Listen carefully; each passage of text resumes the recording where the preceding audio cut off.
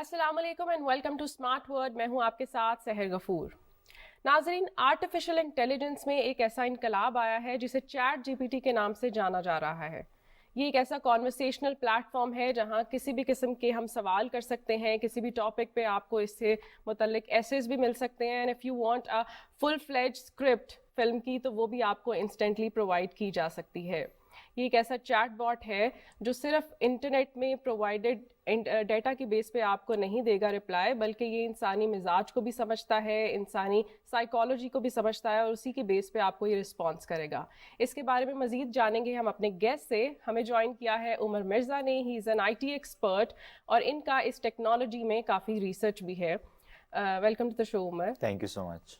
उमर से हम मजीद जानेंगे कि ये चैट बॉट कैसे हमारी ज़िंदगियों में इन्वॉल्व होने वाला है, लेकिन उससे पहले आप देखिए एक पैकेज।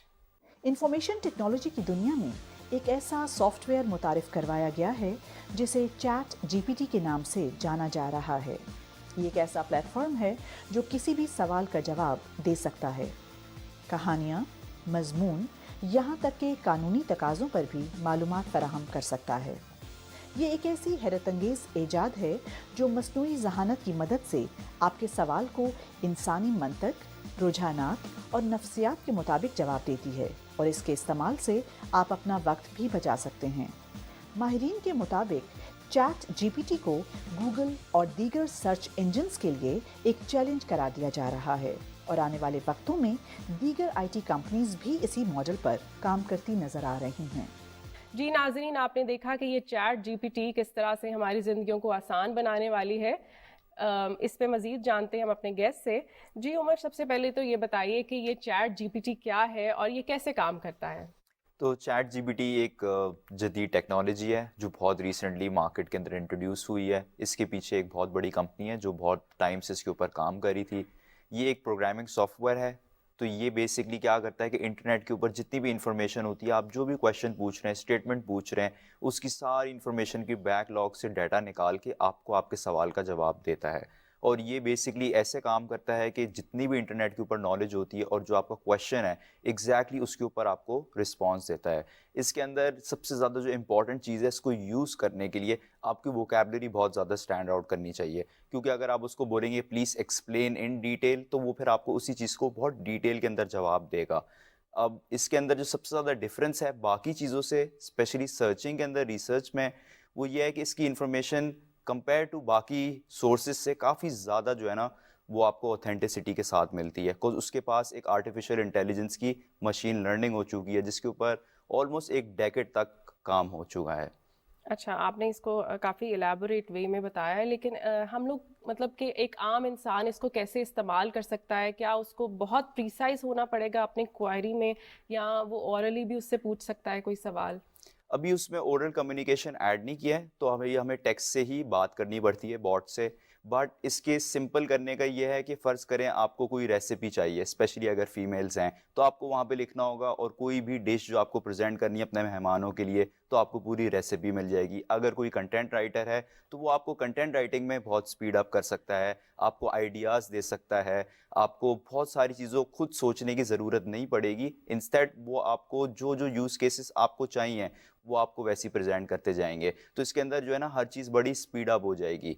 और एरर जो है, जो एक ह्यूमन एरर होता है, जो आर्टिफिशियल इंटेलिजेंस इस वक्त कवर अप कर रहा है, तो चैट जीपीटी ये बेसिकली हमें ना फुलफिल कर रहा है, जो वॉइड इंसान और कंप्यूटर के बिटवीन है, ये इसको फुलफिल करेगा, ताकि हम लोग जो स्पीड डाउन हो जाते हैं, चीज़ों के रिजल्ट नहीं ला पाते, डिलेज आ जाते हैं, तो वो सारे इस प्रोसेस के अंदर नहीं आएंगे। चाहे वो किसी कंपनी के लिए हो, चाहे जैसे आपने अपने इंट्रो में बोला कि फिल्म मेकिंग के लिए हो, किसी भी इंडस्ट्री के अंदर ये यूटिलाइज हो मैंने सकता है। फिल्म मेकिंग का तो बिल्कुल जिक्र किया है, लेकिन उसके अलावा हम किस सेक्टर में इसका ज़्यादा इस्तेमाल कर सकते इसका हैं? सबसे ज़्यादा इस्तेमाल हो सकता है कंप्यूटर के अंदर, कोडिंग और प्रोग्रामिंग लैंग्वेजेस के अंदर। बिकॉज बहुत सारी सिचुएशंस में ऐसा होता है कि एक इंसान को जाके उसकी डिग्री लेनी पड़ती है, उसको अंडरस्टैंड करना पड़ता है, बट थ्रू दिस हम लोग जो है वो सारा खुद कर सकते हैं। अगर किसी को मोबाइल एप्लीकेशन नहीं बनानी आती, तो वो चैट जीपीटी से पूरा कोड लेके उसको इम्प्लीमेंट कर सकता है। अगर किसी को कोई गाड़ी नहीं बनानी आती या कोई पार्ट है ऐसे ही आउटसाइड, वो भी उससे इन्फॉर्मेशन लेके उसको प्रोसेस करके आप सब कुछ उसके थ्रू करा सकते हैं।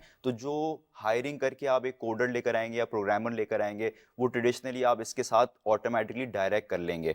तो आपकी कॉस्ट भी एक तो कम होगी उसके अंदर, दूसरा आपका रिजल्ट जो है वो बहुत हाई एफिशिएंट होगा, क्योंकि एआई ऐसे प्रोग्राम्ड हुआ हुआ है कि उसके मार्जिन ऑफ एरर बहुत ज़्यादा कम है कंपेयर टू अ ह्यूमन। और इसके बारे में ये बताइएगा कि चैट जीपीटी में जो जीपीटी है वो उसका मतलब क्या है, और जिससे आपने बताया कि अगर हम लोग कोई गाड़ी भी बनाना चाहते हैं तो उसका हमें कंप्लीट प्रोसीजर हमें मिल सकता है चैट जीपीटी से। तो व्हाट वुड बी लाइक कि क्या प्रोग्रामर्स के लिए कोई रिस्क है या इंजीनियर्स के लिए कोई ये चैलेंज की बात है चैट जीपीटी? बिल्कुल, देखिए हर चीज़ उसमें ऑथेंटिक नहीं हो सकती, क्योंकि वो भी एरर्स करेगा, बट ऑब्वियसली उसके एरर्स जो है वो एक ह्यूमन से कम होंगे। अब इसके अंदर क्या होगा कि एज अ पर्सन हम लोगों को ऐसा लगता है कि अगर आर्टिफिशियल इंटेलिजेंस या रोबोट जो इंटीग्रेट कर रहे हैं दुनिया में, हो सकता है कि फिर इंसान का कोई काम नहीं है। ऐसे नहीं होता, इंसान को फिर भी चेक एंड बैलेंस रखना होगा, क्योंकि जो भी हम लोगों ने पिछले डेकेड्स के अंदर इंटरनेट के ऊपर इंफॉर्मेशन अपलोड की है, इंफॉर्मेशन गेन की है, जो आज हमारी वर्ल्ड वाइड वेब है, वो भी इंसानों ने ही बनाई है, और वो वहीं से सारी इंफॉर्मेशन लेके हमें रिजल्ट देता है। तो ये बहुत इंपॉर्टेंट है हमारे लिए कि हम उसके ऊपर चेक एंड बैलेंस रखें। हो सकता है कोड में कोई प्रॉब्लम हो सकती है, हो सकता है कि आपने पहले ही ये कोड पहले बनाया हुआ हो और आप उसको कह के एक रिवर्स इंजीनियरिंग करा सकते हैं, उसको सही करा सकते हैं, लेकिन फिर भी जब इम्प्लीमेंटेशन का फेज़ आएगा तो वो तो जाहिर सी बात है ह्यूमन को ही करना पड़ेगा। मैं ये इसी के बारे में एक और सवाल पूछूंगी कि ह्यूमन का और अगर चैट जीपीटी का कंपैरिजन करें तो इसको आप किस तरह से देखते हैं? देखिए, चैट जीपीटी के पास इमोशनल वैल्यूज़ नहीं है, वो एक आर्टिफिशियल लर्निंग मशीन है। इंसान जो है वो गलतियां करके सीखता है, बट आर्टिफिशियल इंटेलिजेंस जो है उसको आप जितना डाटा फीड करते जाएंगे वो उस हिसाब से सीखना शुरू कर देगा। अगर हम लोग इसके पुराने वर्जन्स भी देखें तो उसके अंदर इतनी ज़्यादा इंटेलिजेंस नहीं थी। Over the period of time उनने मेहनत की और उसके बाद इसको अपग्रेड करते गए। अभी भी अगर हम लोग उस प्लेटफॉर्म पे जाते हैं और कोई सवाल पूछते हैं, चाहे मैं पूछूं आप पूछें, तो वो उसको लर्निंग के फेज में लेके जा रहे हैं। तो ओवर टाइम जो है चैट जीपीटी और इंटेलिजेंट होता जाएगा, बट इंस्टेंटली नहीं होगा। अब इंसान के अंदर ये होता है कि हमारे पास इमोशनल वैल्यूज़ होती हैं, हमारे पास मिस्टेक से लर्न करने की गुंजाइश होती है, फिर हमारे पास बुजुर्ग होते हैं, फैमिली होती है, तो हमारे पास एक्सपीरियंस शेयरिंग भी होती है। अब चैट जीपीटी के पास वो सारी ह्यूमन रिसोर्स नहीं है, क्योंकि वो जो है जितना भी बस इंटरनेट पर डाटा है वो उसी को एक्सिक्यूट कर रहा है। मेन जो इसके अंदर मैं बोलूँ अगर ह्यूमन और चैट जीपीटी में फ़र्क है, तो बेसिक डिफरेंस यही है कि वहाँ पर इमोशनल वैल्यूज़ नहीं है और इंसान के पास इमोशनल वैल्यूज़ होती हैं। हम लोगों के पास एक मार्जिन है जो चैट जीपीटी कभी भी एक्सप्लोर नहीं कर सकता। आई थिंक इसीलिए इसके बारे में कहते हैं कि the more people will use the smarter it gets. इसके बारे में आपने बताया है कि इसका जो पुराना वर्जन था जीपीटी 3 के नाम से जाना जाता है, जी, तो जीपीटी 3 और चैट जीपीटी किस तरह से लिंक्ड है? देखिए इसका सबसे पहले आया था वर्जन 1। तो जो वर्जन 1 था उसके अंदर वो पूरा डाटा जो इंटरनेट में था वो उसको सिंक करके उसके सर्वर पे लेके जा रहे थे। फिर आया हमारे पास वर्जन 2, उसमें हमने इमेजेस भी ऐड करती गई। तो अगर अभी आप देखेंगे चैट जीपीटी के साथ साथ पैरेलल इस वक्त इंडस्ट्री के अंदर आर्टिफिशियल इंटेलिजेंस बेस्ड आर्ट भी आना शुरू हो गया है। तो उसके बाद इन्हें थर्ड फेज के अंदर आर्ट और आपका जो कंटेंट है दोनों को इंटीग्रेट किया, बट उसमें बहुत सारे फ्लॉज थे। It was not as smart जितना अब चैट जीपीटी 4 है।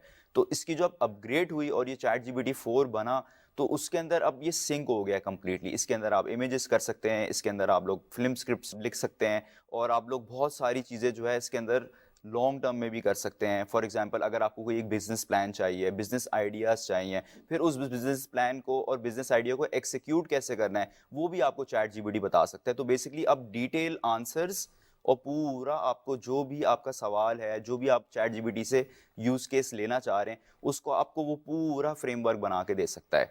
तो अगर उसी में आप एडिशन करें कि फ़र्ज़ करें मैं बोलूँ मुझे एक मोबाइल एप्लीकेशन बनानी है, तो मुझे पहले वो पूरा बताएगा कि मोबाइल एप्लीकेशंस के आइडियाज़ क्या-क्या हैं, मार्केट के अंदर कौन सी इंडस्ट्रीज़ हैं जो मैं पेनिट्रेट कर सकता हूँ, अपनी एक बिज़नेस लॉन्च कर सकता हूँ उस ऐप के थ्रू। उसके बाद उसको एक्सिक्यूट कैसे कर सकता हूँ, वो भी मुझे चैट जीपीटी बता सकता है। उसके बाद मुझे अपने कस्टमर्स कैसे ढूँढने होंगे, वो भी मुझे चैट जीपीटी बता सकता है। मुझे अपना सेल्स फनल कैसे बनाना होगा। मुझे लगता है कि जितना आपका प्रीसाइज और एक्यूरेट आपका क्वेश्चन होगा उसी बेस पे आपको उसका आंसर मिल सकता है। जी, तो इसके अंदर मैंने जैसे शुरू में बोला आपकी वोकैब्युलरी बहुत ज़्यादा इंपॉर्टेंट है, और क्योंकि अभी हम लोग सिर्फ 4th वर्जन पे हैं, जितनी मुझे अपनी रिसोर्सेज से पता लगा है, तो जब इसका 5th वर्जन आएगा तो ये फिर मल्टीपल लैंग्वेजेस में भी आ जाएगा। अभी तो इट्स ओनली इंटरैक्टिंग हमसे इंग्लिश के अंदर, बस स्लोली इसके अंदर लैंग्वेजेस भी ऐड होती जाएंगी, क्योंकि चैट जीपीटी का ऑलरेडी एक कंपेटिटर है विच इज़ चाइनीज़ बेस्ड, तो वो ऑलरेडी चाइनीज़ लैंग्वेज के अंदर कम्युनिकेट करता है। तो ऐसे हर मुल्कों में हम लोग देख रहे हैं कि अब वो लोग स्पेशलाइज़ कर रहे हैं, क्योंकि कोई भी इस रेस में पीछे नहीं रहना चाहता।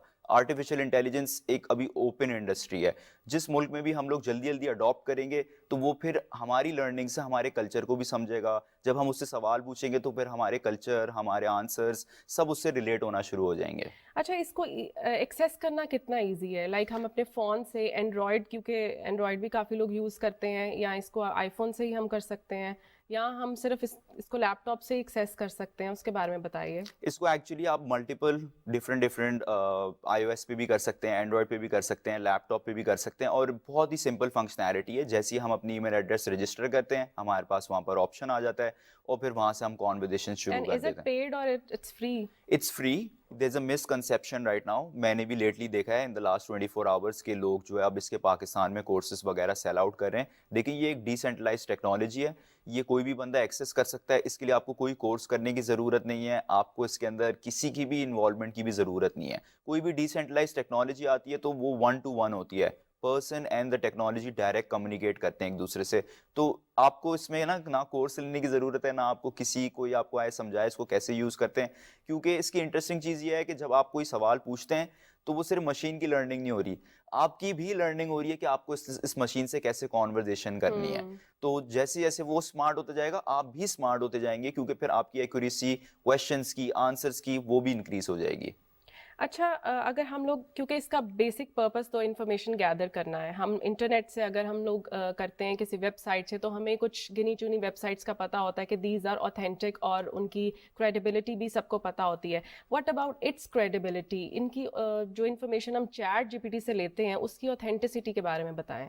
देखिए, इसके अंदर जो अभी सबसे ज़्यादा एक्सपेरिमेंट्स में इश्यूज़ जो हमने लेटली देखे हैं, वो ये आते हैं कि इसमें ना कॉपीराइट इश्यूज़ बहुत आ सकते हैं। हो सकता है कि मेरे जैसा सवाल किसी और ने भी पूछा हो और उसको वही जवाब मिला हो, और फिर जब वो उस कंटेंट को यूज़ करने जाएगा, तो मेरा और दूसरे बंदे का कंटेंट ऑलमोस्ट सेम ही हो जाएगा। तो वहाँ पे कॉपीराइट्स के इश्यूज़ आ सकते हैं, क्योंकि वो अभी भी मशीन लर्निंग है, तो जितने ज़्यादा लोग उसको यूटिलाइज़ कर रहे हैं, उसको यूज़ कर रहे हैं, वैसे-वैसे वो अपने आप को अपग्रेड कर रहा है। अब वो हर इंसान को उसका स्पेसिफिक जवाब एग्ज़ैक्टली नहीं दे सकता। तो आपको ज़ाहिर-सी बात है अपने क्वेश्चन को थोड़ा ट्वीक करने की ज़रूरत होगी, कि आप जो कॉपीराइट है और जो ऑथेंटिसिटी है कंटेंट की, वो थोड़ी-सी डिफरेंशिएट होना शुरू हो जाए। क्रिएटिविटी की बात करें, तो ये क्रिएटिविटी को किस हद तक चैलेंज कर सकता है? क्योंकि अगर हम इसी पे रिलाय हो जाएं, इंफॉर्मेशन भी लेना शुरू कर दें, अपना डिजायर्ड ऐसे भी हम इससे ले सकते हैं, तो हम अपनी क्रिएटिविटी कब यूज़ करेंगे? ये बहुत इंटरेस्टिंग क्वेश्चन है। वो इसलिए कि जो अभी न्यू जनरेशन है, आई थिंक उसकी रिलायंस इसके ऊपर बहुत ज़्यादा होगी। जैसे मेरी जनरेशन है, तो हम लोग मिक्स एंड मैच करते हैं। हम अपने आइडिया को उससे एक्सिक्यूट करने की कोशिश करते हैं, और वहाँ से जो हमें फीडबैक मिलता है, कंटेंट मिलता है, उसको अपने कंटेंट के साथ मिक्स कर लेते हैं। लेकिन इसके अंदर अगर हम लोग पॉसिबिलिटीज़ देखें, तो वो एंडलेस हैं। क्योंकि अभी हम लोग ने केस स्टडी देखी थी, जिसके अंदर एक लड़के ने अपने रूम में बैठ के पूरा एक बिजनेस आइडिया से लेके बिजनेस प्लान तक, वेबसाइट बनाना, ई कॉमर्स की, सब कुछ बेसिकली उसने चैट जीपीटी के साथ किया, और वो सब हो गया उसके लिए ईजिली विद इन 6 आवर्स। तो अगर एक नॉर्मल बंदा बिजनेस खोलने जाए, तो उसको बहुत टाइम लग जाता है आइडियाज़ के लिए। फॉर एग्जाम्पल, सबसे मेन चीज़ होती है किसी भी बिजनेस के लिए उसका नाम। तो चैट जीपीटी ना इस चीज़ में इंसान से ज़्यादा क्रिएटिव है। वो आपको बिल्कुल ऐसा नाम देगा आपके प्रोजेक्ट के लिए, जिसके ऊपर आपको मार्केटिंग करना भी आई ईज़ी थिंक हो ये आपका जाएगा। वक्त भी बहुत बचाएगा। आपको नाम जनरेट करके दे सकता है, लोगो दे सकता है, और मतलब कि आपका आधा काम तो ये आसानी से कर सकता जी, है। बिल्कुल। अच्छा, स्टूडेंट्स की बात करें, जैसे आपने बताया कि कमिंग जनरेशन इससे बहुत फ़ायदा लेगी, स्टूडेंट्स के लिए कितना चैलेंजिंग होगा, और टीचर्स को क्या स्कूल का जो हमारा कॉन्सेप्ट है ये ख़त्म हो जाएगा, क्योंकि घर में ही बच्चे आसानी से इससे सीख सकेंगे? पहले तो मैं ये बोलना चाहूँगा, थोड़ा मैं बच्चों से जेलस हो रहा हूँ, क्योंकि अगर शायद ये मेरे स्कूल के और यूनिवर्सिटी के दौर में आया होता, तो मेरे लिए भी बहुत आसानी होती। इसके अंदर बहुत ज़्यादा क्रिएटिव एस्पेक्ट्स हैं, स्पेशली स्टूडेंट्स के लिए। अब अगर हम लोग बाहर की यूनिवर्सिटीज़ देखें, तो वो ऑलरेडी अब जो अपने कोर्सेज़ हैं उसको मॉडिफाई ऐसे कर रहे हैं कि बहुत सारे सवाल जो चैट जीपीटी नहीं दे सकता ना, वो क्वेश्चनेयर्स में डालेंगे, एग्जाम्स में डालेंगे टीचर्स के लिए, बिकॉज उनको आइडिया हो गया ऑलरेडी कि स्टूडेंट्स इसको राइट वे भी एक्सप्लॉइट कर सकते हैं और रॉन्ग वे भी एक्सप्लॉइट कर सकते हैं। उसके अलावा अगर हम लोग एज स्टूडेंट सिर्फ देखें कि मैं अगर कंप्यूटर के सामने बैठा हूँ, मैं ओ लेवल्स या मैट्रिक या यूनिवर्सिटी या कॉलेज का स्टूडेंट हूँ, तो मेरे पास एंडलेस पॉसिबिलिटीज़ यहाँ आ जाती हैं। हम लोग अपने असाइनमेंट्स के आंसर्स डबल चेक करा सकते हैं चैट जीपीटी से। हम लोग अगर कोई अपना थीसिस लिख रहे हैं तो उसमें हमारे लिए बहुत ज़्यादा यूटिलाइज हो सकता है, क्योंकि एज ए स्टूडेंट बहुत दफ़ा ऐसे होता है हमारे पास इंट्रोवर्ट्स भी होते हैं और एक्सट्रोवर्ट्स भी होते हैं। बहुत सारे बच्चे ना क्लास में जाके एक्सप्रेसली अपने सवाल नहीं पूछ पाते हैं, तो उनके लिए ये बहुत बहुत अच्छा टूल है। उनको कॉन्फिडेंस भी मिलेगा और बिल्कुल। मिसमैनेज भी नहीं होगी information, cause obviously chat GPT पूरे इंटरनेट से आपको डाटा उठा के दे रहा है, तो डेफिनेटली वो बिल्कुल एक्यूरेट आंसर होगा। तो आपको ऐसा भी नहीं होगा कि आप क्लास में जा रहे हैं और टीचर बोल रहा है आपने गलत जवाब दिया है। इसका मतलब हमें अपने कोर्सेज को अपग्रेड करने की ज़रूरत है, जिस तरह बाकी ममालिक भी कर रहे हैं। और इसके बारे में बताइए कि एक न्यूज़ फीड में आपसे शेयर करूंगी कि रिसेंटली चैट जीपीटी ने एमबीए का एग्ज़ाम क्लियर किया एंड इट गॉट -B। तो इसके बारे में आप बताएं कैसे ये मुमकिन हुआ और कैसे वो इनरोल हुआ उस एग्ज़ाम में, how it scored -B and not A+, because जैसे आपने बताया it's very authentic and up to the mark information.